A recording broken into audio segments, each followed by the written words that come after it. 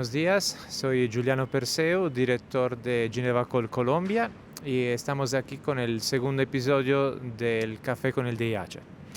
Esta vez tenemos como ilustrado huésped invitado Camilo Rodríguez Ramírez, que es docente de la Universidad del Bosque, investigador sobre el impacto del derecho internacional humanitario en los conflictos armados y director del semillero de investigación de paz, seguridad y Derecho internacional. derecho internacional. Pues muchas gracias, Camilo, y bienvenido. Muchas gracias, Juliano, por la invitación y a Geneva Call, por supuesto. Perfecto. Pues lo que ya han visto en el primer episodio del Café con el DIH, sabe que es un espacio, digamos, semi-informal para hablar de temas de actualidad del derecho internacional humanitario y de sus, digamos, implicaciones para el conflicto colombiano. Entonces, para empezar, Camilo, la primera pregunta sería, ¿por qué hablar del DIH en Colombia y por qué enseñarlo? Bueno, esa es una pregunta bastante pertinente para nuestro contexto. En Colombia es necesario saber de DIH, no solamente en el ámbito universitario, sino incluso los ciudadanos de a pie deberían tener conocimiento del derecho internacional humanitario, porque como sabes, lastimosamente hemos sufrido varias olas de violencia durante nuestra historia republicana. La más, llamémoslo, reciente es los últimos casi 70 años que hemos tenido varios conflictos no internacionales activos dentro de nuestros distintos territorios. Entonces, saber sobre DIH, conocer sobre DIH, nos da un punto de reflexión y exigencia tanto para los agentes estatales como para los agentes no estatales, grupos armados en general. Entonces, por eso es una cuestión bastante importante en nuestro contexto colombiano. Perfecto. Ahora, si vemos un poquito la condición del DIH a nivel internacional, pero también en Colombia, los eventos que están ocurriendo en otros países, también en Colombia en los últimos años, claras violaciones al DIH, han causado cierto desencanto hacia el DIH en la opinión pública y también en personas que viven en comunidad de Colombia afectadas por el conflicto. Entonces, a esas personas, ¿tú qué mensaje le enviarías de por qué sigue relevante el DIH? Bueno, eso es una pregunta realmente vigente. Como tú lo dices, actualmente estamos en una crisis, llamémoslo, del derecho internacional en general, no por la ausencia de normas y estándares, sino por su real aplicación en los diferentes conflictos y situaciones de violencia que se están viviendo. Yo creo que, ligado a la primera pregunta, bueno, lo primero para Colombia, saber de DIH y decirles existen unas reglas mínimas dentro de estas situaciones de violencia es y ha sido fundamental. Ha sido porque si tú miras la historia, al menos reciente, los últimos 20 años en Colombia, el DIH ha tenido una relevancia, por ejemplo, en términos de intercambios humanitarios, en términos incluso de dejación de armas, en términos de desminados humanitarios, incluso en ciertos límites que han tenido los grupos armados frente a cómo han desarrollado el conflicto. Con jurisdicciones como la JEP, por ejemplo, nos hemos dado cuenta que las FARC, a pesar de el uso de las armas, habían tenido ciertas previsiones pensando y hablando en DIH. Y eso es bastante interesante, ¿no? Esto es, digamos, una primera cosa que nos sirve para saber cómo realmente el DIH se aplica en la realidad. En el proceso de paz, por ejemplo, fue fundamental para que dialogaran precisamente el gobierno nacional y las antiguas FARC. Y en la actualidad es supremamente importante porque, como lo dices, pues tenemos crisis de conflictos armados, tenemos situaciones de violencia donde al menos las reglas mínimas que se están respetando o que se procuran que se respeten son las del derecho internacional humanitario. Esto mismo lo vemos, por ejemplo, en el ámbito internacional, que aun cuando podemos cuestionar situaciones como Gaza, como Ucrania, ayer había una noticia del lanzamiento de un rocket en Ucrania, vemos que estos cuestionamientos parten de un entendimiento de que hay unos mínimos, hay unos límites, incluso en la guerra, y que a pesar de de que pueda haber una situación de hecho de que se usen las armas, la fuerza bélica. Los estados y las partes en general en conflicto tienen unas contravenciones, unos lineamientos que deben seguir para respetar a aquellos que no están participando de esas confrontaciones. Por eso es algo que está vigente, y acá yo siempre les menciono a los estudiantes algo que se hablaba el año pasado con la conmemoración de los 75 años de los 4 convenios de Ginebra, y es este eslogan que había, y era que al menos en eso estamos de acuerdo. Y es que, como tú lo sabes, pues estas son las obligaciones o los mínimos que todos los estados del mundo han ratificado y que nos vinculan a todos como especie humana, más allá de nuestras diferencias culturales. Entonces, por eso creo que es bastante relevante, y hay ese parte de aliento a esta crisis que tenemos frente al derecho internacional. Totalmente de acuerdo, y de acuerdo que es una crisis, no tanto el DH, es una crisis de las reglas internacionales, de convivencia de los países, que se han vuelto a poner en discusión después de décadas, digamos, de aceptación. Lo triste, de hecho, que hoy como hoy, probablemente sería imposible convencer a todos los países del mundo a firmar las convenciones de Ginebra, lo que sí pasó en el pasado, por esta polarización que existe a nivel global. La esperanza, obviamente, es que si uno ve la historia, el DH siempre avanza después de conflictos. Primera Guerra Mundial, Segunda Guerra Mundial dieron como un fuerte empuje a retomar las reglas y aplicarlas. Entonces, esperamos que en el próximo futuro pase eso también. Ahora, viendo ya más de cerca el contexto colombiano, algo que me ha llamado la atención es que con la escalada de violencia que se dio en el Catatumbo a partir del 16 de enero, he notado que si más bien los grupos violan el DIH o ciertas normas, en su discurso oficial lo niegan. En su discurso oficial dicen que respetan el DIH. Un ejemplo es cuando victimizan civiles, pero dicen que en realidad ellos son colaboradores de otro grupo armado y por ende son un blanco autorizados por el DIH. Y obviamente se empieza a confundir la distinción entre combatiente, civil y colaborador, que es una piedra angular del DIH. ¿Tú qué respuesta le darías a un grupo que dice que es legítimo matar o herir colaboradores? Bueno, ese es un punto, yo creo que vigente en la historia de los conflictos armados, ¿no? Pues como tú bien lo sabes, antes incluso de los 4 convenios de Ginebra, grandes discusiones en las confrontaciones en Europa era este término de la población del enemigo, ¿no? De siempre ligar a la población civil a la parte que está en conflicto. Yo creo que una de las cosas que quiso hacer pues los estados en general, como bien lo señalabas, luego de la Segunda Guerra Mundial, fue acabar con esa concepción, ¿no? de los enemigos o más bien de la población civil enemiga de la parte contraria. Eso creo que ha vuelto a discusión no solo en Catatumbo, sino creo que lo vemos también internacionalmente, ¿no? Gaza creo que es una expresión de ello. Y yo lo que diría es, estamos en tiempos de luchas por significados, ¿no? Y un poco como inició esta conversación es ¿por qué enseñar DIH? Y yo creo que enseñar Derecho Internacional Humanitario está ligado a esto, como afirmar ciertos significados, ciertos conceptos que no deberían ser ambiguos, como es el caso de la población civil. Entonces, lo primero que yo creo que deberíamos decirle a los grupos armados es, si bien hay interpretaciones del derecho internacional humanitario, hay una cuestión que es inamovible, que es el concepto de población civil, ¿no? Y que por más que una población civil colabore, comillas, ¿no? tenga relaciones indirectas con ciertos grupos armados, eso no la transforma en parte de ese grupo armado. Es lo primero que deberíamos hacerlo.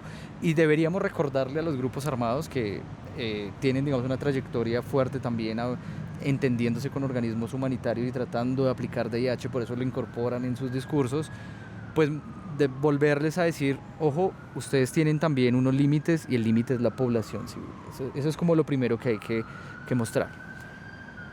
Acá hay una cosa que es bien importante, y es también decirle a los grupos armados cómo ellos también deben limitar su interacción con los grupos, con la población civil, ¿no? Y acá hay algo que se ha venido agravando en los últimos conflictos y es, por ejemplo, la falta de cumplimiento de distinción, pero ya en esta faceta negativa que tiene el principio, y es los grupos armados tampoco se están distinguiendo de la población civil. Entonces también tendríamos que recordarles.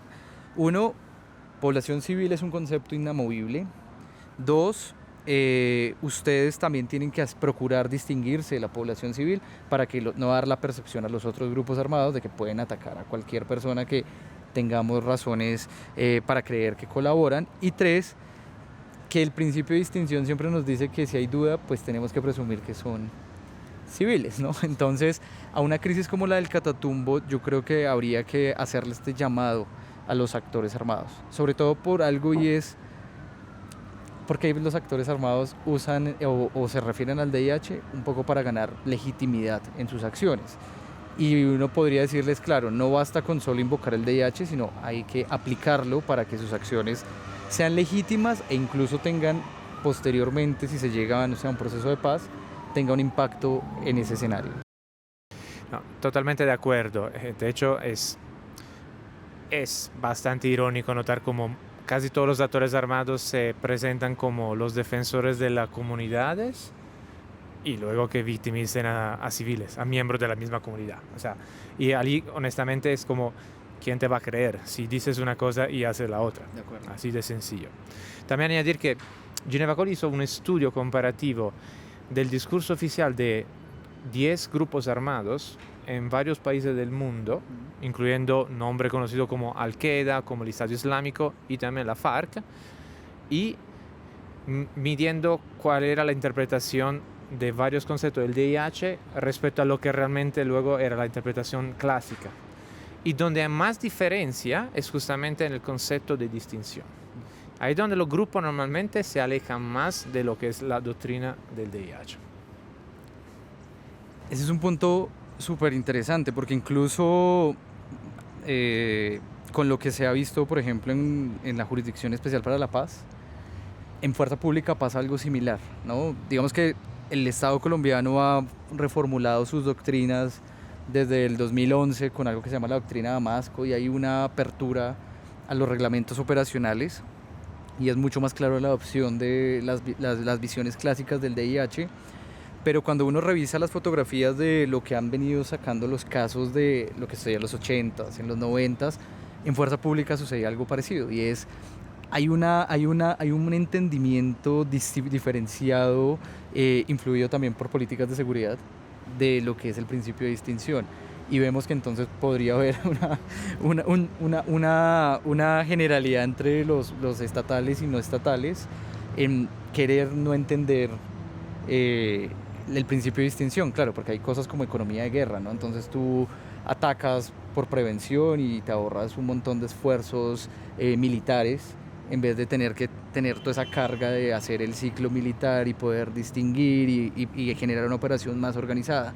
Pero yo creo que a pesar de eso, estamos en un momento en que se ha venido reflexionando, y por ejemplo este tipo de jurisdicciones transicionales o revisiones como estudios como los que hace Geneva Call llevan a decirle a los grupos armados como, hey, cuidado porque miren, eso es lo que está pasando.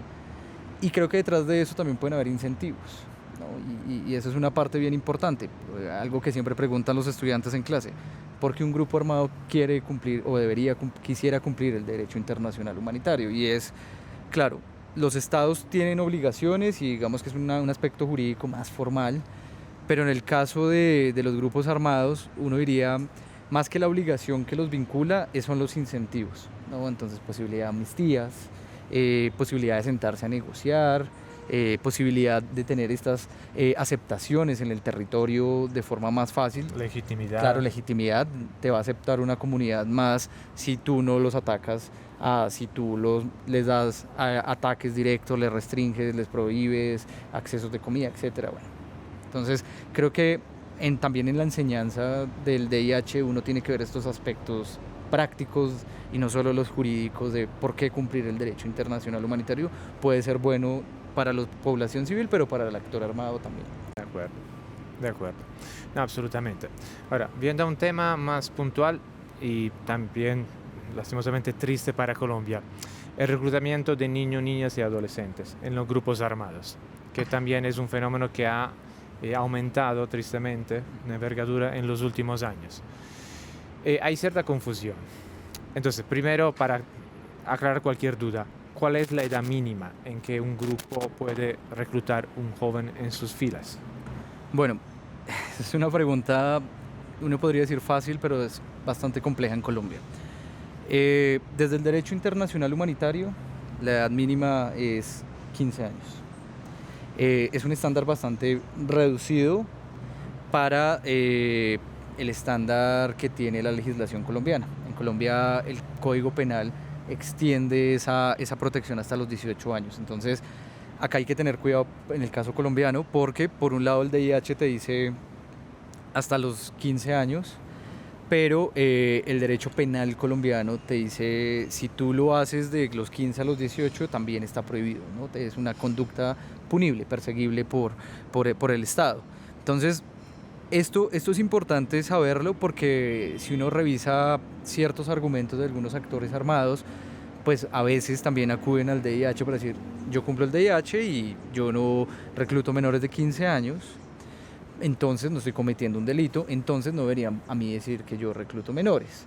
Entonces esta disparidad o esta asimetría que existe en los conflictos armados no internacionales y en Colombia es claro, pues debe solventarse en el sentido de que al menos para la Corte Constitucional y para la Jurisdicción Especial para la Paz, que ha revisado casos de las antiguas FARC, la prohibición de reclutamiento no se limita a los 15 años que trae el DIH, sino que se extiende hasta los 18. Y hay dos argumentos. El primero que les decía, te comentaba del Código Penal, pero el segundo también tiene un carácter internacional y es que el segundo protocolo a la Convención de los Derechos de los Niños, que es el que regula niños en situaciones de conflictos armados, extiende el estándar internacional hasta los 18 años, la prohibición. Entonces se ha adoptado por una protección más amplia hasta 18 años. Entonces esa sería como la respuesta larga. De acuerdo, es exactamente el mismo estándar que aplica Geneva Call. Si más bien, la Convención de Ginebra dice en 15 años, luego se dieron protección adicionales con otros instrumentos de derecho internacional que extienden la protección a los 18 años. Ahora, otro tema ligado al reclutamiento es que hay grupos que dicen, ok, yo recluto jóvenes de menos de 18 años, pero no les pongo armas, no van a combatir, simplemente dan apoyo logístico a mis operaciones. Entonces eso en teoría es legítimo. ¿Tu respuesta? Bueno, ese es un problema grande, ¿no? Y sobre todo por el cambio de la forma como operan los actores armados, sobre todo en situaciones urbanas. En Colombia se vive mucho el uso o la utilización de los menores en ese sentido. Bueno, lo primero que diría es la norma que prohíbe el reclutamiento y la utilización en el DIH es bastante limitada en referir o abarcar estos asuntos. Sin embargo, yo diría casi que desde el 2012 con la sentencia de Lubanga, que es de la Corte Penal Internacional, este tribunal internacional pues que persigue individualmente, penalmente a ciertos individuos en situaciones de conflicto y otras situaciones en donde haya lesa humanidad,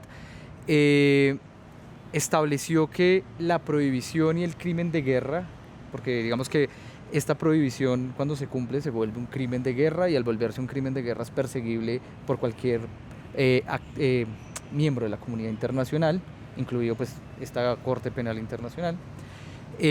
No solamente vincula la participación directa en hostilidades de los menores, de hecho ellos hablan de participación activa, ¿no? Es un término distinto, y esa participación activa no solamente vincula el uso, insisto, en medio de las hostilidades, es decir, poner al menor en medio de una confrontación, sino que también contempla otro tipo de actividades, entonces, no sé, ocultamiento de armas, llevar, transportar, todo este tipo de utilización de los menores, incluso con el consentimiento del menor, se encuentran prohibidos por el derecho internacional. Entonces acá vemos, digamos, una complementariedad.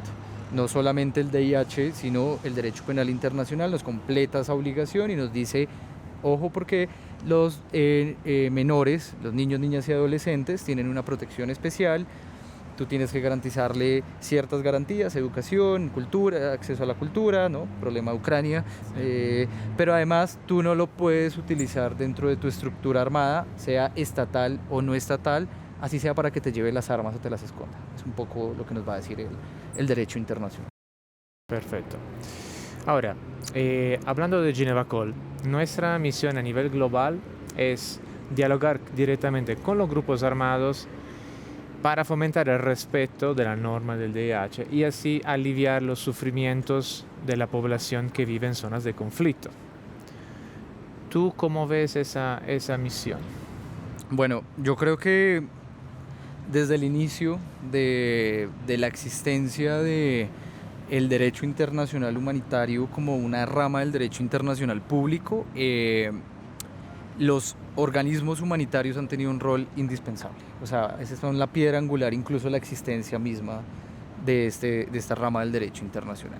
En el caso de Geneva Call, pues se vuelve un actor relevante en toda esta diseminación del derecho internacional, de esta expansión del derecho internacional humanitario, porque para mí el hablar con los actores armados no estatales implica el poder llevar el derecho internacional humanitario al territorio, al terreno, a donde realmente se está generando. No basta con que, y creo que esto nos conecta a todo lo que hemos venido hablando, no basta con tú enseñarlo en una universidad en Bogotá, sino que en los territorios, en el Catatumbo, quienes participan de las hostilidades, quienes hacen presencia con las armas, tienen que saber de esto que está pasando. Y eso es relevante porque es que solo así tú lo materializas, tú lo haces posible el tener un concepto de distinción y no atacar a la población civil. Por ejemplo, el tema del desminado que Geneva Call ha trabajado tanto con estos compromisos de parte, ha sido fundamental en el mundo porque es un grupo armado que no tiene la misma entidad que un Estado, diciendo me comprometo a cumplir esta norma humanitaria de no plantar minas antipersonales en zonas donde transitan población civil, por ejemplo, o me comprometo a no reclutar o a utilizar menores. Entonces esto le da un alcance práctico y real al derecho internacional humanitario que, como muchas personas que trabajan en este sector señalan, es una de las ramas del derecho internacional más reales que hay, ¿no? Y creo que Geneva Call lleva ese engranaje de materialización y es por eso fundamental. De ahí también la importancia de que exista una legislación que proteja estas actividades, ¿no? Como tú bien lo sabes, por ejemplo, todas estas medidas antiterroristas que se han dado, que limitan la actividad humanitaria, impactan no solamente en la capacidad de la organización de ir a territorio, sino realmente en las víctimas. Porque entonces no puedes hacer todas estas actividades que estamos hablando.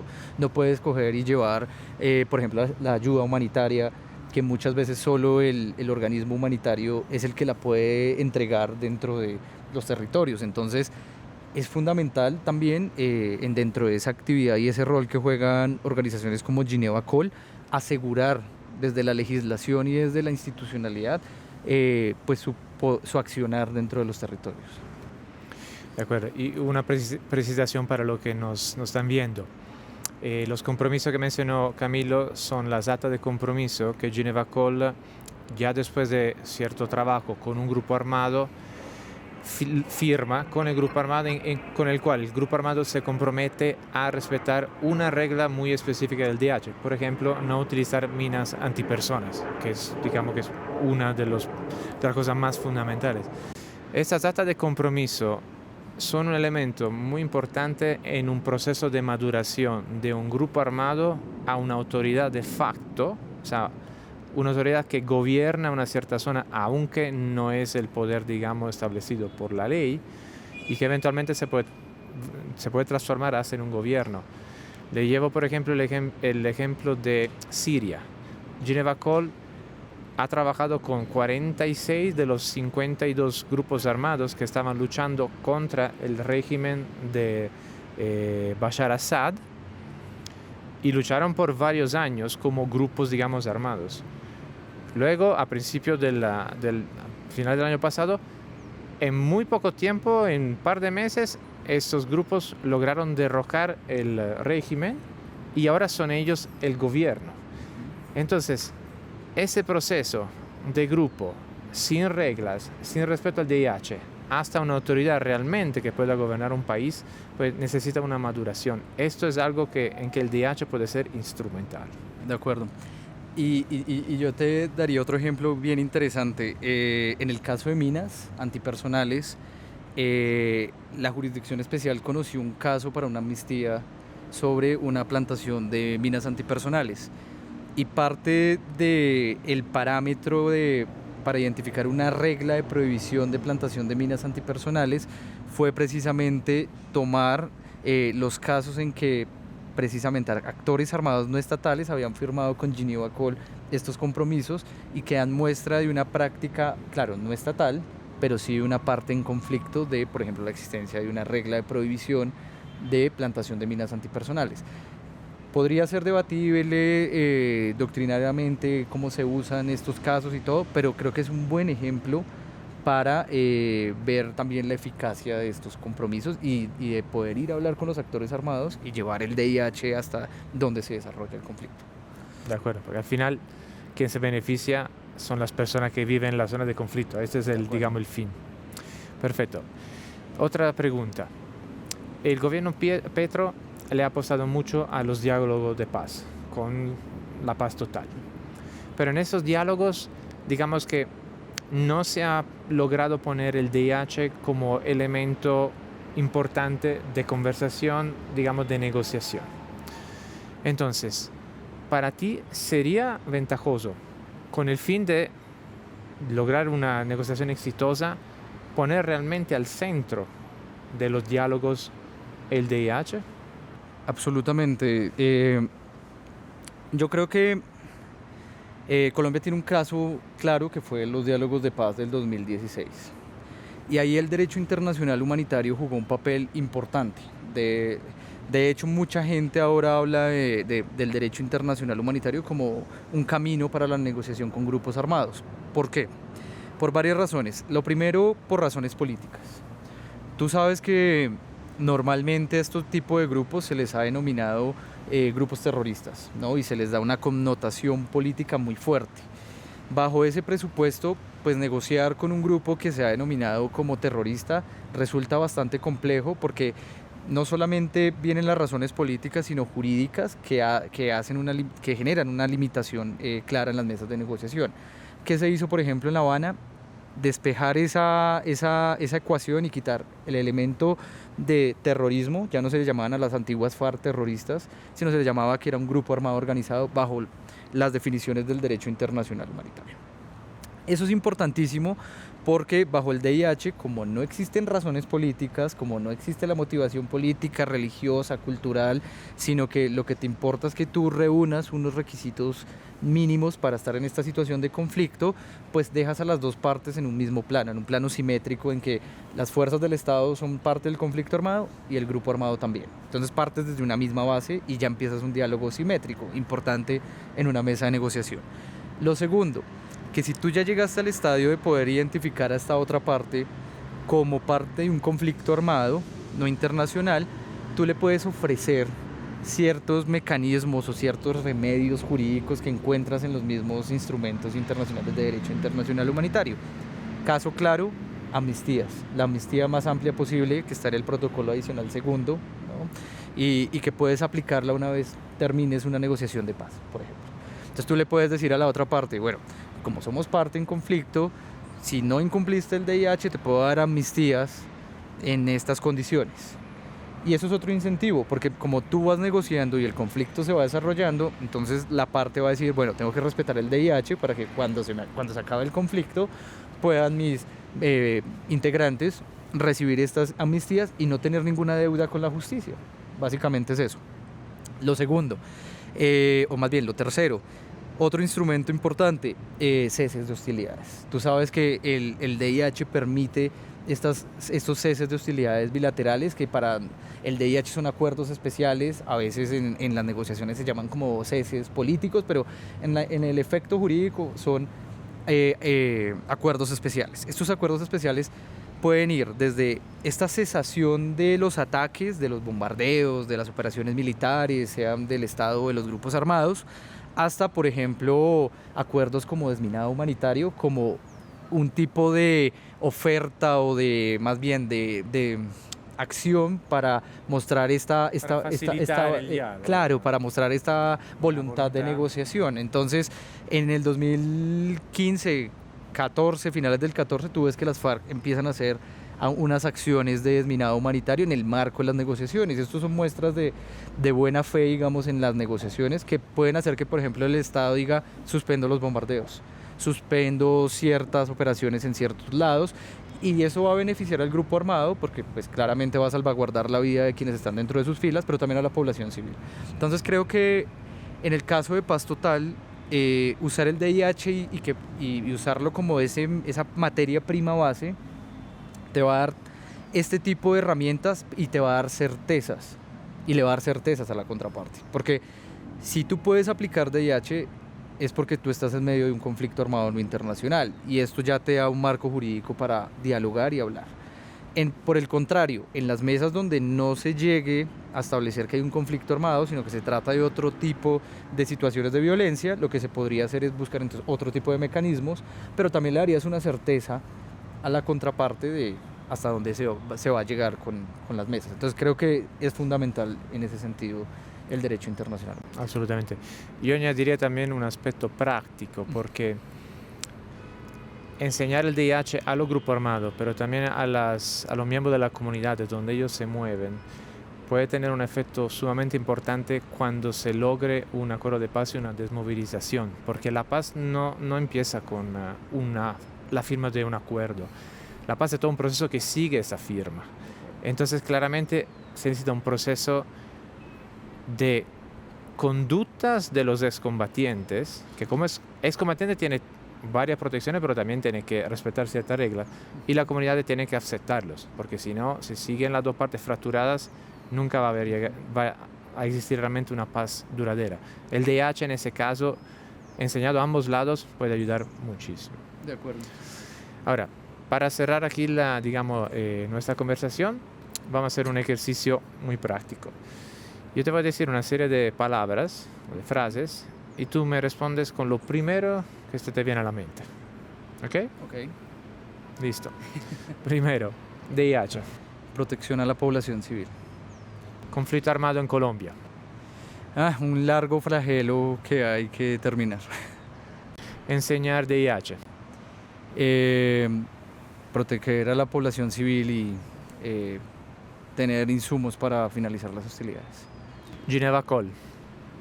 Un actor relevante en terreno para proteger a la población civil y para extender las reglas mínimas de la guerra.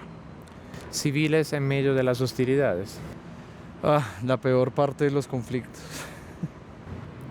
Minas antipersonales. Una horrible herramienta usada por los actores armados. Reclutamiento de menores de 18 años. Truncar el futuro de los territorios. Confinamientos.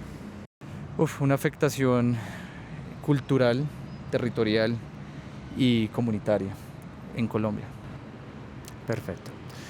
Pues cerramos de aquí. Muchísimas gracias, Camilo. Ha sido un placer y muchas gracias por, poner a disposición las lindas instalaciones de la Universidad del Bosque. Quizás cierro con un mensaje, volviendo quizás al primer punto de nuestra conversación, la relevancia del DIH. Es cierto, el DIH se está violando, se está cuestionando, pero no se está ignorando. Los mismos grupos armados de Colombia, si leen sus comunicados, hacen mucha referencia al DIH. Y a nivel internacional, sí, un país como Rusia lo puede violar, lo hemos visto en la guerra de Siria, lo estamos viendo ahora en Ucrania, pero hay consecuencias. Rusia ahora es casi un paria de la comunidad internacional, está sujeto a sanciones económicas que están afectando fuertemente su economía. Entonces, claro, uno puede violar las reglas, como cualquier persona, pero luego hay consecuencias. Quizá no se materializan a corto plazo, pero a mediano y largo, sí. Camilo, muchas gracias. Bueno, Juliano, muchas gracias. Muchas gracias por venir a la Universidad del Bosque. Siempre estamos abiertos a todas estas actividades. Y sí, yo creo que estas charlas son fundamentales. Y lo que tú dices, yo creo que el DIH nos ayuda también a recuperar la humanidad. Yo creo que es el consenso de un mínimo humanitario. Lastimosamente, la guerra está dentro de nuestras prácticas como humanos y estos límites ahora están también dentro de ese ADN y no lo podemos por eso desconocer. Totalmente de acuerdo. Muchas gracias a todos. Hasta luego.